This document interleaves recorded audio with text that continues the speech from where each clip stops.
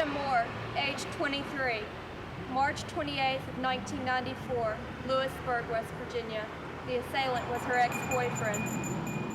Carolyn Sue Morrison, 45.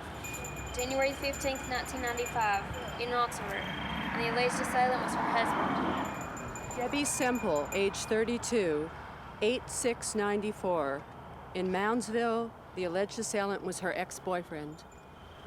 Felicia Conley, a child, July 30th of 1996, in Chloe, and the assailant was her father.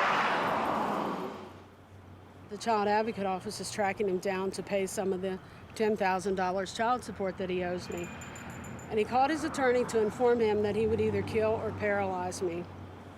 So I find myself going back home, pulling the blinds, right back where I was 7 years ago, a prisoner in my own home. Then I come to a point and I said, I can't live like this. I will not go home before dark. I will not pull my blinds, and I will fight. And I know that if he wanted to shoot me, he could shoot me. But I choose to fight, and I choose to help other women to fight. And I've told everybody, and I'm telling you tonight, if something happens to me, please follow up. And probably it's not an accident, it's probably my ex-husband out there somewhere. My name is Tiffany DePompa, and I'd like to remember my mom. She was murdered the day after Christmas in '94 by her husband, and he was sentenced to the rest of his life in prison. When I decided to leave my husband, it was because my children were being beaten on a daily basis for absolutely no good reason. And it's a miracle that we're alive. And it's thanks to people that made me realize I didn't have to spend the rest of my life like that, as funny as it seems, because it didn't seem like I could have survived.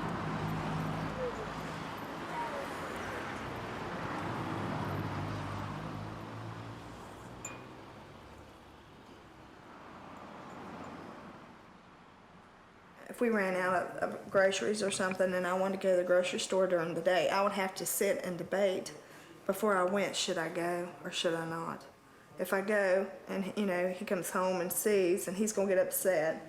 And then if I tell him I went to the grocery store and he checks the miles to see if that's where I went, then he's going to say, well, who did you see? Who did you talk to? Okay. So, everything I did, I had to really sit and think about it. What the consequences would be. Yeah. And then from there, it just got worse. The jealousy. I had to sleep with him. After he threatened to shoot me, threatened to stab me for something I didn't even do. I had to sleep with him. And I laid there all night long, just praying that I would live to see the morning. He's not going to change. He'll never change. Because he don't think he has a problem. Once you're married, in God's eyes, you're always married. And that's what he's told me, till death do us part.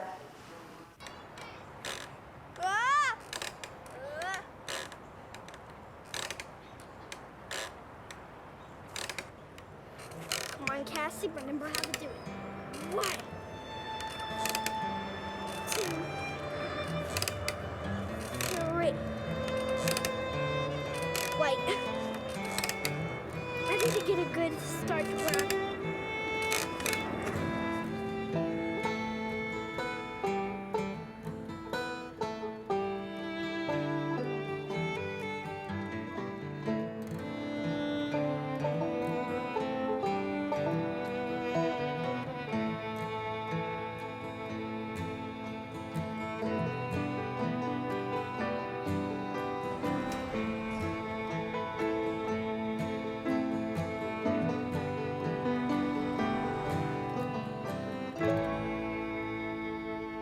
The wife has decided she's had enough. She wants a divorce. She wants out of the situation. And the spouse, he will come and say, you need to come talk to us. We need to get back in church, and you need to talk to us.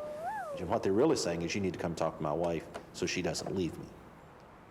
I'm very hesitant to go into those kind of situations and try to keep that together. I often think of that when I do a wedding, for better or for worse, for rich or poor, till death do us part. I know of some cases where the church has supported the abuser. The woman has felt isolated and ostracized for what's happened, and almost to blame for what's happened. And I'm sure that it has probably been said, well, God would want you to work this out. Well, I don't know why that person suddenly speaks for God in that situation.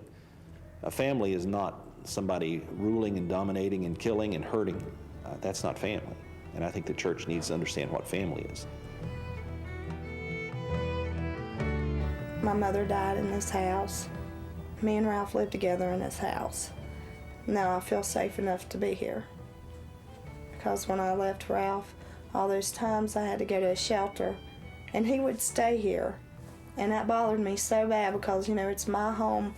Both my parents are dead and they left me this home. And I had to run. I'll always watch. I'll never get to the point to where I think, well, it's over. He's not gonna bother me anymore. Because that's just, you know, everything I went through with him. I'll always watch to make sure.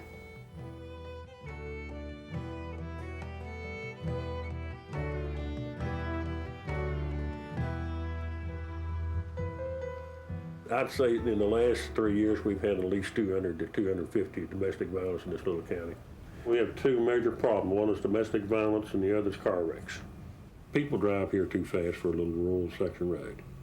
If you had a choice between a wreck and a domestic violence call, which would you take? Oh, the wreck. I'd take the wreck any day. I've had one case down here with a lady, Peterstown, and gosh, what is it? We've been down there 5 times, and finally they got a divorce. But it was really a mess. But when you get into that number, you get somebody hurt. They're dangerous. More officers killed in domestic violence in the other case. Because sometimes you walk in and the guy that you're going after, he's lost it. And most of them have guns. I don't know how many we've taken guns from and stuff, you know, to go in the house after them. I do believe that this is the most committed and the least reported crime in this country today. Of the hostages taken during criminal incidents, 70% are taken during domestic violence situations. You like to think it's that trap bank robber or that trap market owner when we pull up on the scene on a quick response and then the whole situation sort of unfolds, but most likely it's going to be a domestic violence call. A lot of you have been there. It's a cyclic crime, not only within that particular family, but it cycles to one father to one son from one generation to the next. And we sort of pass it off in the darkness of night from one father to one son, sometimes daughters, but most often little boys. And it creates our criminal base. I mean, if you look at the violent criminal offenders in prison today, you ask them what happened to them as they were growing up, they'll tell you. I lived in a home filled with violence and rage and destruction. Half of the men that we're arresting are either physically or sexually assaulting their children. And then there's this number, 3/4 of the victims who are killed after they've left the violent relationship. You have to think about that for a minute. And I know we're all a bit frustrated by the way the victim reacts to us in the criminal justice system, but what we're asking them to do when we ask them to leave is we're telling them, you can trust me, put your life in my hands. You can trust me. And often when they do, they leave and they don't survive it, and they know that. You don't want to put him in. You don't want him to know where you're going, do you? Okay, so what we're going to put here is same, because right now your address is the same. Okay.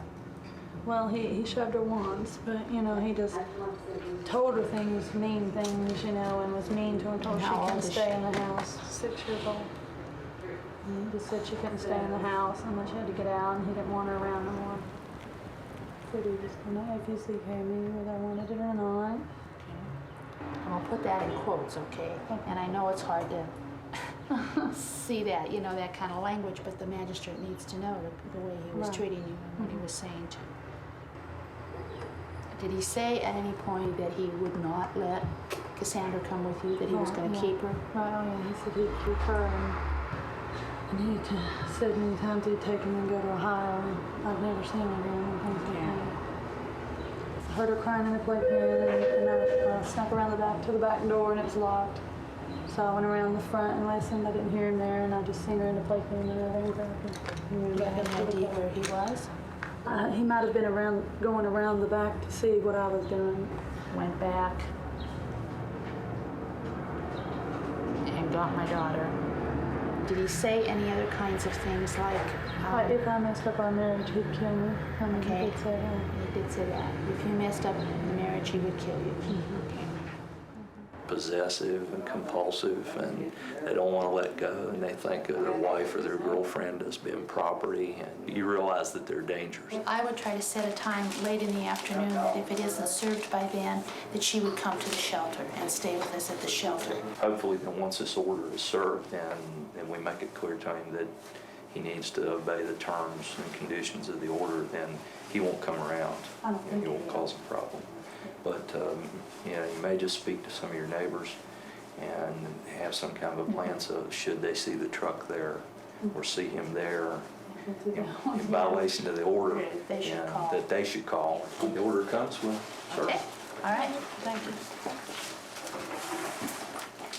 Does the thing about letting your neighbors know the order is only as good, you know, as the protection that you have, and that, you know, if nobody knows you need help, nobody can help you.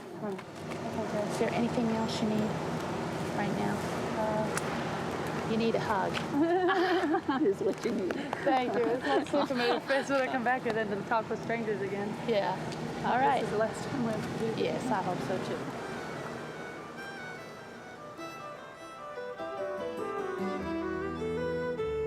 That was like the middle of the end. It still kept going on and on. I figured, you know, if you try to leave, that's when things will get bad. But while you're there, they're not going to get so bad because you're there. But once you try to make that break to go is when things would get way out of control. So kind of made me not want to try to get out because I didn't think I could make it, you know. I tried before and I couldn't seem to get away from it. And he's persistently coming wherever I was, you know. I moved away and had my own place, you know, was living, and he came in and he stayed, you know. Wasn't much I could do. Saying, well, if I, you know, just do like he says, I don't wear makeup, or I stay home all the time, or I fix him dinner just like he likes, you know, and just do everything to make him happy, you know. And then, you know, maybe just if he's gone to work, you say, oh, well, you know, we got this time to ourselves, you know, and make the best of it, and play a little music, play little games, you know, with the kids, and try to have fun before he gets back. And we don't have no friends and no family members anymore, you know. They've all went their own way and just, you know, we're tired of the whole situation, you know, and just depression, you know, from trying to deal with him, the situation, you know, to where you felt if you didn't get out of it, you might not be sane anymore, you know, that it's either, like, I guess, a do-or-die situation. She finally made the decision that she had to leave here, that she just wasn't going to be safe. He wasn't going to leave her alone, and so she moved to Virginia. I was working one Saturday afternoon, and the phone rang, and I picked it up, and she was hysterical. At first, I didn't even know who it was. You know, I had to get her calmed down because she was crying, and she could see him. She says, what should I do? And I said, call the police, because he had violated a federal law. When you go across the state line for the purposes of violating a protective order, you violated the federal statute. They took him into custody and they put him in the Southern Regional Jail for almost 3 months. But in the 3 months that he was in jail, it gave her a break she had never had before. Yeah. Hopefully I've got out while they were young enough to where it won't seem like a familiar thing. When they meet someone, it seems like a familiar thing. My father and him are just alike, you know, and now looking back at it, I see exactly they're both alike in the same way they act and controlling and that kind of thing. And I don't know, you blame yourself and then you don't blame yourself, and then it just happens to people, but I think it can happen to anybody. The number of people that will experience abuse in their lifetime for women is 50 to 60%. I remember it very well, turning on the television when we first got a television, and I watched the old black and white TV series Dragnet, Jack Webb and, you know, Sergeant Friday and Gannon, and I used to imagine that Friday would come to my house, that the knock on the door wouldn't be the Dallas County Sheriff's Department, it would be LAPD, and it'd be old Joe Friday there, you know, saying just the facts, and I'd finally be able to tell an adult what was going on in my home and we could be saved. But the problem was that instead of getting Jack, who was a model cop, we got Joe, who didn't understand the issue, or often told us as a family, if we come out here again, you're all going to jail. We were taught some incredible things 25 years ago in police academies. One of the things that we were taught was that domestic violence was a nuisance crime that required you to be a mediator, until the women's movement just woke law enforcement up by shaking them and saying, wait a minute. In the early 1970s, there was a group in England who had just taken over a government building, who were all being beaten up, and said, we have no place to live, and the government needs to house us, and we can't go back to our husbands who are beating us. They coined this term that they're being battered, and this is where the first term battered women came from. I'm blind in my left eye. I've got hairline fractures in my cheekbones. My knees have been dislocated through kick-ins. My child was born prematurely through being kicked in the stomach. The feminists who were organizing their groups maybe had some ideas that they were going to overthrow the patriarchy in the next 20 years or whatever. But this issue of battering started to really come to the fore, because it was the thing that if you couldn't kick her out or she was just going to get beat up. In Houston, we heard about a woman and her 2 children passing the night in a dumpster. And we just were like, this can't go on. There has to be a place where people can get help. You know, we got 13 beds, 3 cribs, bring it on. And the very first kinds of things that we encountered was 300 families calling in the first month, needing assistance. There's 3 families in the kitchen we've not met before, and it's awkward. And we're like, yeah, maybe we gotta get organized, you know? That's what we're doing, in essence. We're starting a place that women can go to and organize themselves for the next steps that they want to take in their lives. The saturation that we have to achieve to really move attitudes, values, belief, behavior is very intense.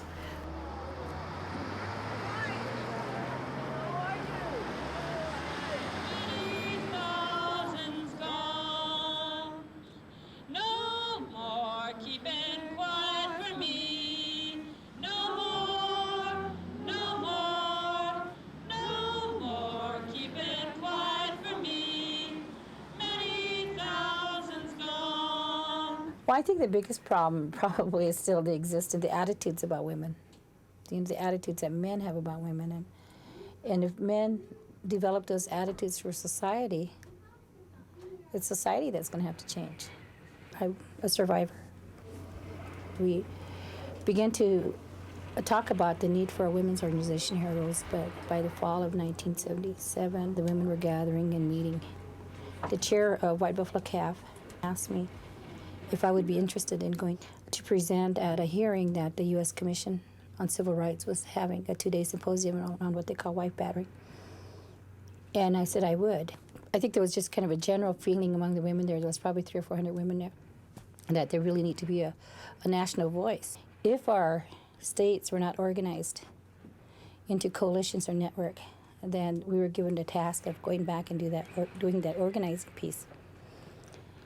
And I remember my reaction at the time was like, you want me to go back to the state of South Dakota to organize? Do you realize that I'm an Indian woman, living on Indian reservation? I thought it would be hard to organize around this issue. We formed the South Dakota Coalition Against Domestic Violence, which is still a very strong organization here in the state. Domestic violence was a human rights issue. We started in '78 here in, a backwater place. Hands-on advocacy. Let's not duplicate in our shelters and safe homes and our organizations the kinds of dominance and power and control that women are getting out of. This happened in every state. There are between 1,200 and 2,000 is a new number I've heard for the number of shelters there are. We're here to make change. It is the #1 health threat to women. Now, we as the movement did not say that. The American Medical Association said that domestic violence is the single biggest health threat to women. Maybe I'm hearing the oxygen. It's going, yeah. That's my oxygen. When he seen me with another man one day, he started telling everybody that he was going to shoot me. I thought, oh man, I said, I just, I thought to myself, he's just joking, And I heard this noise, and I looked up, and he shot me. And all I can remember is trying to hold the blood in. I mean, it was pouring out faster than I could. You just couldn't imagine. I mean, the blood was so hot, my fingers were so numb. It was just like I knew I was dying. I never heard from the prosecuting attorney. I mean, never a phone call, never a letter. I mean, I never even got the news of when the court date was going to be. The thing I like about being a prosecutor is you can really go after the truth. And you do have a lot of power because you're kind of the gatekeeper for the courthouse and court system. Yeah, I feel like as a prosecutor, my first obligation is to not arrest law-abiding citizens, And so, I try to look at things critically and to see if the complaining witness is a reasonable person and can be believed. If the first thing they do is say, I'm telling you the absolute truth, I wonder why they have to start off telling me that, Is there some reason that I would doubt what they're saying? There's a lot of little clues that you pick up on. I mean, somebody wears a T-shirt that says, so many men, so little time, and they're talking about, some affront by someone. You have to look at a lot of different things. The best training I had, but I wouldn't suggest it to anybody, was when I personally went through it. I learned how the civil system worked, the criminal system. I was led a very sheltered life, and I thought when you went to the courthouse for help that it was there. I came out of the courthouse screaming. Victim blaming, that comes from magistrates and law enforcement and everybody, Well, if she would just do this, this, and this, he wouldn't get so angry that he would hit her. At one hearing, the guy said he beat her up because she didn't keep a clean house. 2 police officers were asked to go to her house to see if it was clean. Well, I don't care how dirty the house is. There's no reason that he should raise his hand and hit her. Somebody has to believe in the victim. I try to do the best I can. Some of the jurors that come on the jury, they're not going to raise their hand and say, well, I, beat my wife, or, I held a gun to my wife's head, and really calmed her down. There are people like that on the jury sometimes. And there are some people on the jury who don't believe in these kind of cases or something, or they don't like a woman who is rough looking and unmarried and drinks. Those are the people who make the decisions. And that's what I have to cater my case to. You've got real victims, the good women, and then you've got all of these other people who really brought on and are part of the violence and are not, you don't protect them the way you protect these women. And it's a very small percent, and I'm just going to make this up, 12% of women are good victims. And 88% of us are on some level fall short of that good victim status. And I think that's the thing that we face in society today, is that up front they'll say, yes, women should be protected, but all of these women are part of that. The thing that really upsets me is when somebody comes in and I've never seen them before, and they start screaming at me because of something about their case.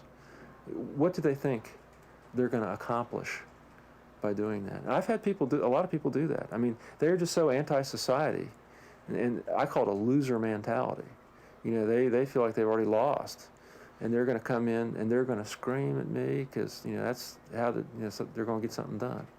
And that's probably the way they grew up, getting stuff done with their family, fighting everybody. And unfortunately, a lot of those people end up in predicaments, perhaps more frequently than other people. But they're difficult people to deal with. And I think as a prosecutor, you have to learn how to deal with difficult people.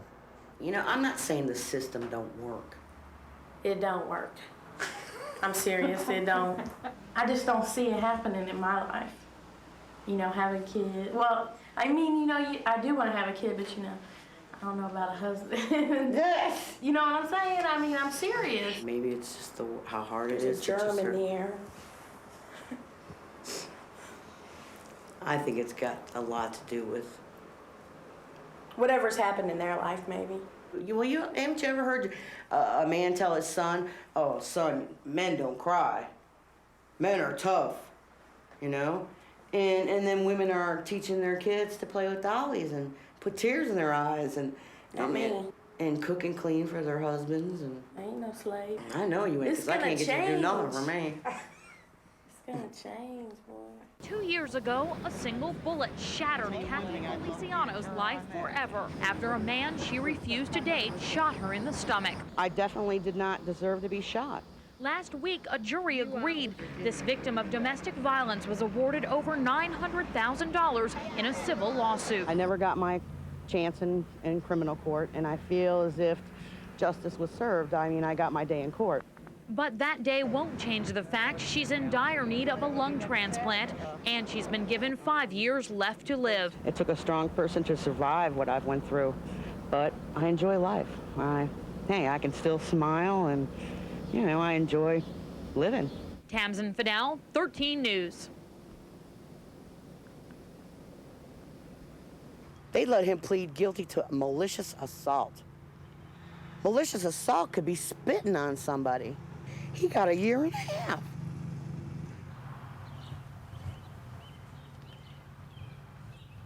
Even though the judge still ordered him to pay me almost $1 million, I haven't gotten a red penny from him. I mean, I'm the one that's embarrassed when I have to be operated on and I have to hand them a Medicaid card. I shouldn't have to be a burden to the state. I know I'm going to be here till, you know, God calls me home, and I know that what time I'm still here, I want to try to enjoy it as much as possible. So I try to live normal, but it's really hard. Daughter. Yeah, I graduated. And I was proud that day, too. I was right there. I don't do much anymore but sit here. And I enjoy the views. It's beautiful up here. You know, and I got family close by. And I just like it here. It's beautiful.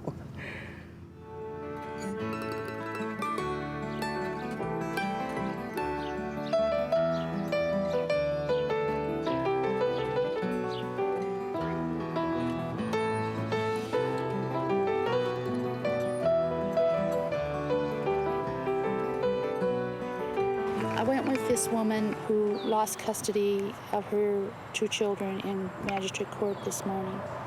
Did he have a lawyer? Yes. And she didn't? And she didn't. Okay, I'm just gonna read it, okay, so you have an idea. He checked it through you. That was when you came back down from the scene in Cairo, right? No.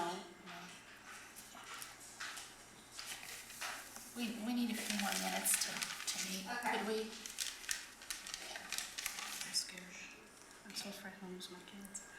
You're not gonna lose your kids. What is this money gonna say? Lies. Okay. All lies. Okay. She gonna say you're a bad mother? Probably. Okay. But she's the one that abandoned her son when he was my daughter's age. She's gonna lie through her teeth for him. You've had the children with you in North Carolina. Yes, I haven't. He's never touched Nicole. He will not give her a bath because she's a girl. He will not change a diaper because she's a girl. I have raised these kids from day one. I'm a freelance investigator and security specialist. I work on both U.S. and international markets. I happen to be here in my hometown and picked up this current domestic case. I pat myself on the back a little bit. I'm a pretty good judge of character. If a guy comes to me and gives me a story, references marriage, custody of his children or whatever, I can usually determine whether or not he's telling me the straight story. And always, before I investigate in a domestic case, I check my client out for a number of reasons. I want to know, frankly, if he's telling me the truth. I also want to know if they can afford me. Is the amount of money they've given me as a retainer all I'm going to get? So it's a financial issue for me. I need to know who I'm dealing with. And in finding out those things, you can usually find out if he's the kind of guy that beats his wife.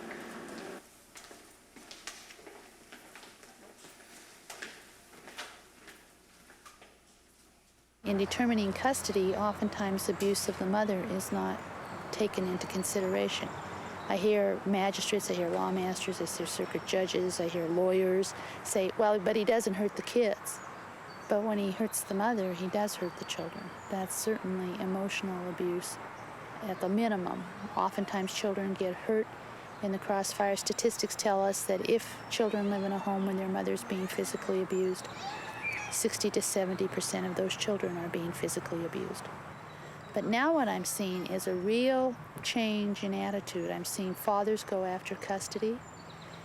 And that'd be all right if I thought the fathers were really interested in having custody of their children, but I think it's a new way they've devised to abuse moms now.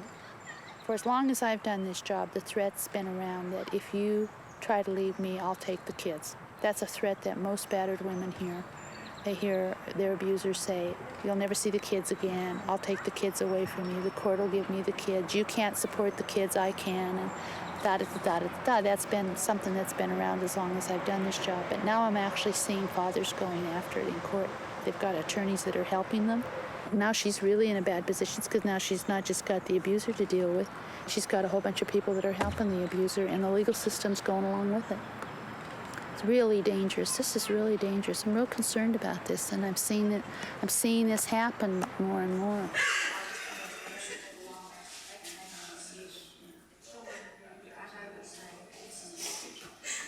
Well,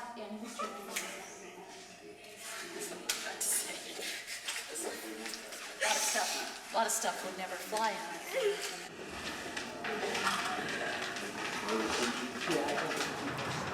It's hard. This is so hard. Not as an advocate, not as somebody that works in domestic, as a mother, to lose my children would be, I can't imagine how awful that would be. And the system doesn't seem to think that that's so serious. You know, that makes me really angry. That makes me really angry. That in the name of protecting children, we're allowing abusers to abuse in a new way. Makes me really angry. Got yourself together now and try to tell the kids. Did you bring stuff? Just for this weekend. He's not supposed to get stuff up there. You don't want your kids to see his arms.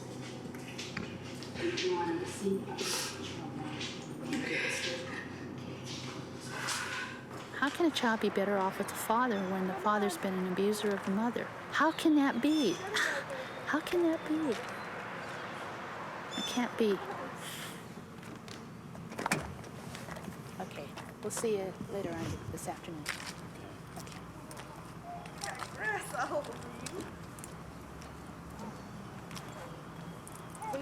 We objected and said, how did he know that it was? That'd be good. We're gonna go put you in your car seat. That'd be good. In here. Okay. Karen, I'm leaving my card here, okay? At least you need to call me. Some of these, what they call mad dad movements, they're making the point that the pendulum has swung too far to the left or right, and now they're suffering because of domestic violence legislation or pro-arrest policies, or us identifying that 90% of the offenders in domestic violence are male, and they feel as though that that's not accurate and that it's half and half and women are just as violent as men. I can't find that in the studies that I've seen. I don't see that in the numbers for 22 years in law enforcement. I don't see that in the numbers at hospitals of victims going into hospital. I don't see that talking to therapists who deal with victims of domestic violence. I don't see that in the ranks of the homicides in this country. There may be a day when it is 50-50, but I don't see it now.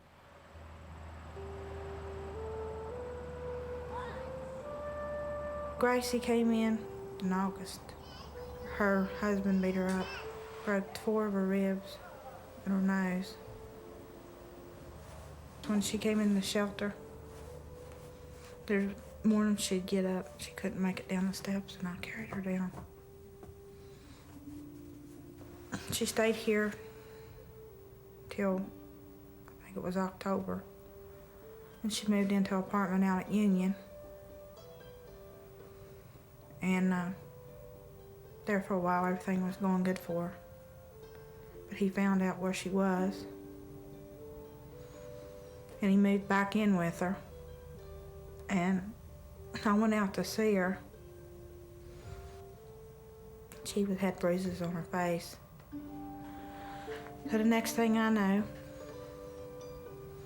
I found out she was found dead. They say they investigated it, but he always went around in town saying that once he get her in Pocahontas County again, he was gonna kill her. But I can't say that he did, but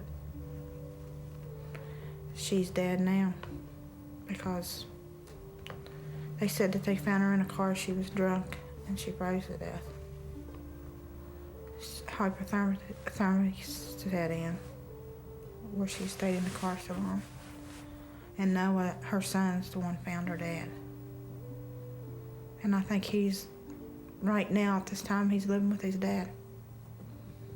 And his dad still drinks. And I hope that he's taking good care of him.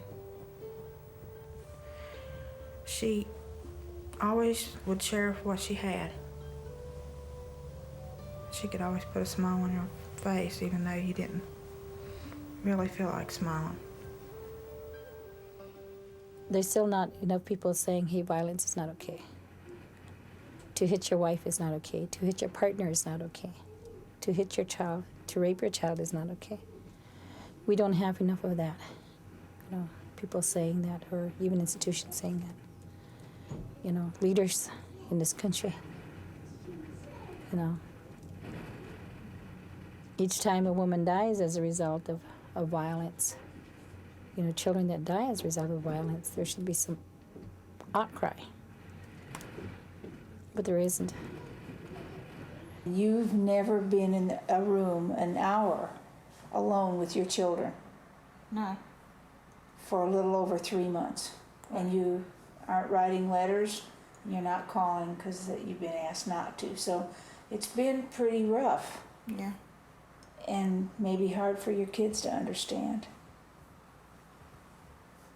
This is a woman who's had a continuum of abuse from the very time she got here. She said I failed to protect them. I stayed away from him. And you went to welfare and reported it? Yeah. And he lied and told me he was living with me. And he wasn't. No. He fools everybody. Well, and if he thought it was okay to have this kind of relationship with you when you were 13, then he maybe thinks it's okay with young girls. I don't think he should get by with what he did. I don't think so either. He's walking around not having to deal with nothing, and we're being punished for what he did.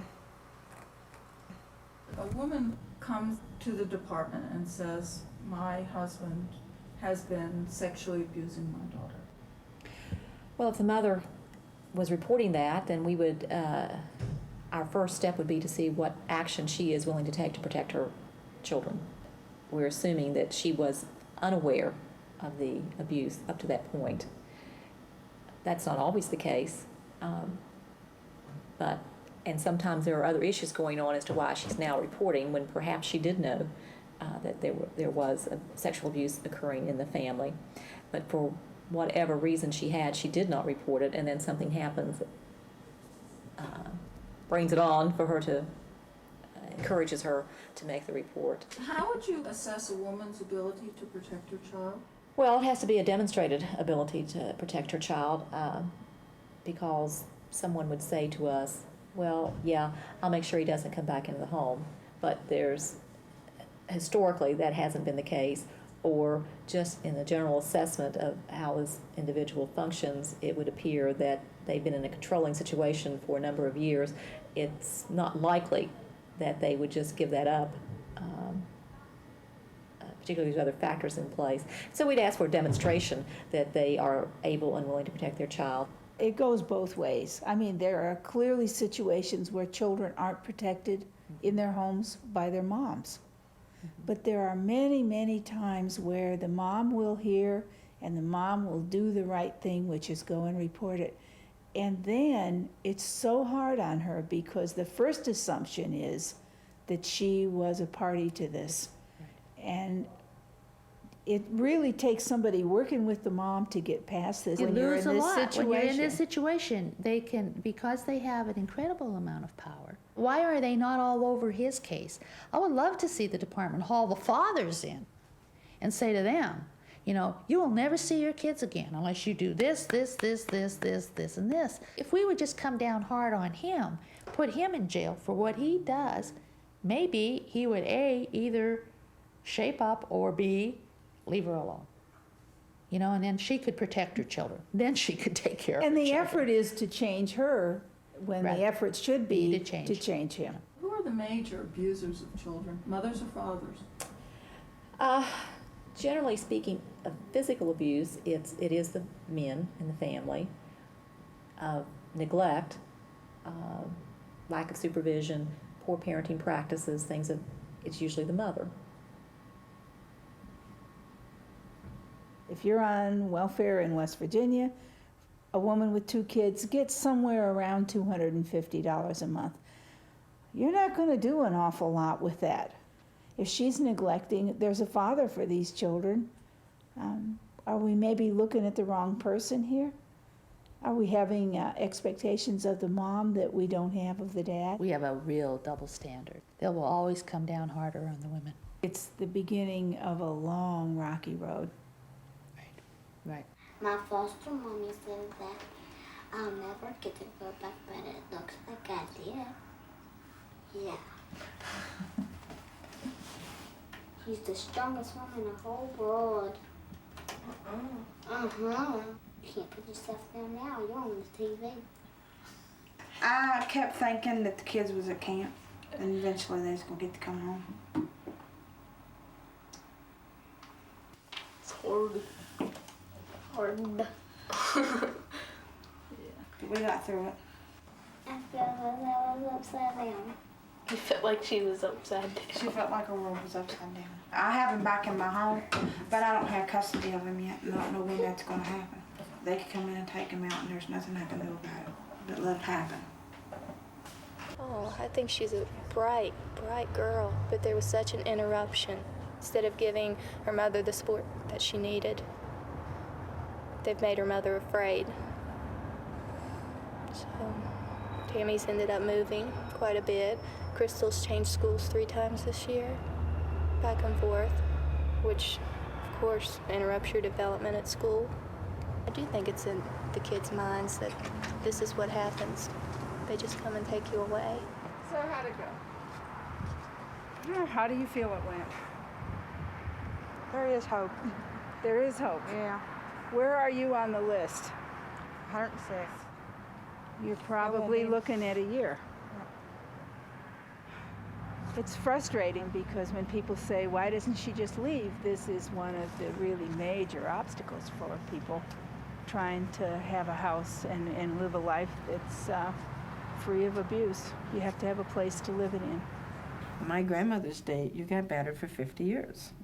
You got battered for 25 years. When the kids were finally gone, maybe you left them. But that's not true anymore. Women are leaving in their 20s and 30s now. And the whole welfare reform thing has actually put women backwards, given us less options to leave brutal husbands than we had before. So we're in worse shape now than we were 10 years ago. And the punitive nature of this whole welfare climate is very frustrating to me. Shaming people who need any kind of economic leg up. Stranded. Only until the entire society is part of the solution for a victim to get out. And the road is seamless. There's a straight view of where you start from the time you call 911 to the time you take your children out of the violent relationship and find a home for yourself and a job and a helping hand along the way, to have some hope in a community that shepherds them through all this long term so they don't turn and go back to another violent offender, or their children don't turn out to be violent offenders of tomorrow. 85% of the men that I've worked with over the years that have battered only hit people in their homes. only hit their wives and only hit their children. So it's not about his alcoholism or his unemployment or his rage. It's about his home. It's about who he sees himself as when he walks into his front door. These men are our men. They're our sons, they're our boys, and they're beating and raping and hurting women. And how did we produce them? And then we have to ask ourselves, what are we doing to our daughters to give them what they need to live in a world where those things happen to women? Go to your next door neighbor and call the police and tell them. Take us to a better home like here. Keep you safe. Foster home, and they set me in their foster home. That's why I ain't calling the police. I run. Like foster homes? Because they could take you away from your family. but violence will never happen again in our house. I hope not. Anyways. We got took, and if we get taken again, my mom will get us back when we were 18. So. Do you think your husband's going to hurt you? Nope, because I ain't getting married. My mom don't want to get married because she don't trust anybody. That's why I ain't getting married, because I ain't trusting no man. First time they put their hands on me, they bye-bye. I said, and if they don't leave, I'm going to shoot them. I said, I'm going to be a cop. I'm going to be a cop when I grow up, so they wouldn't beat me. No problem with that. I hate all boys except for my brother. They're just creeps. Boys are rude. They burp, they don't say excuse me, they leave the toilet seat up and somebody could fall in. Whoever I get married to, don't watch TV and drink beer. They're going to have to do cook, clean, work. They're going to have to do everything that women do. Help some too. I know everything that women do. He's going to help around the house and help. And he's gonna be cute. He's gonna be brushing his teeth every day and washing his butt. Clean. He's gonna be clean. He's gonna be washing his butt. He's gonna wash his own dishes. He's gonna wash his own clothes. If he has pets or anything, he's gonna clean up after them for himself. He's gonna have to be nice, because if he's not nice, he ain't coming in. He can sleep outside on the porch. I would get their personality. You know, if they have a good personality. And, you know, if they treat you good and everything. And if they have a dog, well, take turns. You wash the dog, then I'll wash the dog, then you. And then if you have a cat, I have a cat, I'll clean up before he scratches.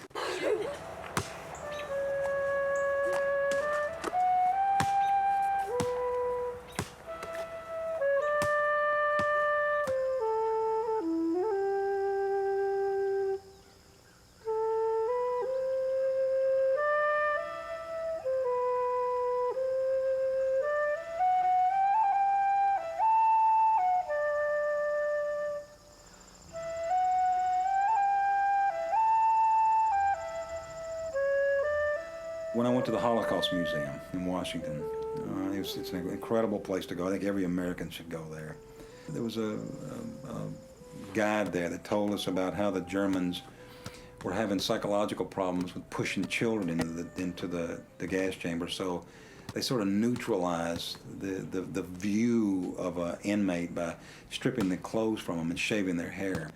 I've seen this with domestic violence offenders, where they tell a victim, you can't wear this certain makeup, you can't wear this certain hair color, you can't wear this certain dress, you can't do this, you can't do that. Taking a human and taking away all of their civil rights, denying them the right to be a human. And it makes it a lot easier for that prison guard, who happens to be in control of a family field of domestic violence, to offend just like those men did when they pushed those small children into those gas chambers. And I'm not being melodramatic, I'm just telling you, it's easy to abuse someone if you see them less than human.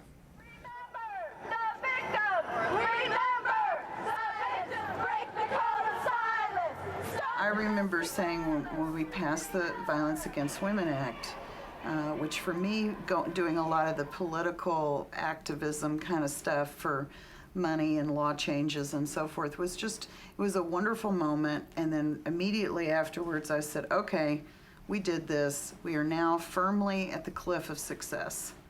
On one hand, they're giving us money to to establish laws to protect women. They're giving us money for shelter. But at the same time, they can dictate how that's going to be done. Is this movement still a grassroots movement? They follow these models. They present these models that are based on the mental health, and the woman becomes a client, becomes a number.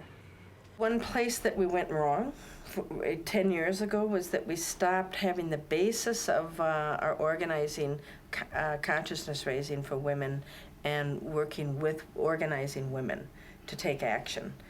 More and more our shelters and our programs have become more professionalized and institutionalized so that women are seen as clients more, victims. I mean, can you imagine Martin Luther King organizing a group of clients? As we institutionalize the movement, we just become another social agency. We're going to be here 100 years from now, providing direct services to battered women and rape victims, or, you know what I mean? And so, we have to take a look at it. And I think we need to really go back and look at us where we've been. The heart of the whole work is, of course, working with the women. This was social change work. That we are going to create a world that's nonviolent. There's an old concept that we have that says it takes a whole village to raise a child. And I think just by raising that child, it doesn't end there. It takes a whole village for a child to live in eventually as an adult. So that responsibility continues with the village. In how we, as adults, live within our own villages. We really shouldn't have any shelters. I think the biggest thing was moving away from everybody that I knew, and moving away. I mean, it was a big move, and when Terry suggested it, I was like, no way. Am I going to move to another state, to get away from him and let him run me away? But it's actually been really good for me. Whole new start, a whole new place for the kids, and just a whole new canvas. It's kind of weird. It's hard to believe I was in that situation and that we was actually going through that kind of stuff. It seems like somebody else's life. I was watched, controlled, told how to act, how to be. It is amazing the freedom that you feel. I worked on a construction site job, and I was flagging, and just the sun and the trees. Not having nobody over my shoulder and me scared to death to turn around and say hey or not to another person, It's amazing how much excitement is, like a kid in a toy store. When you get out and you're on your own and you don't have that chain holding you back, you can think and feel and, learn what your likes and dislikes are, and you tend to lose a lot of your own thoughts when you're in a relationship like that. But you actually can go in the store and buy a pair of pants you like. Just for that, you should get away. It's such a freedom feeling to be your own person. It's amazing. I mean, once you've got that freedom, you will never let it go.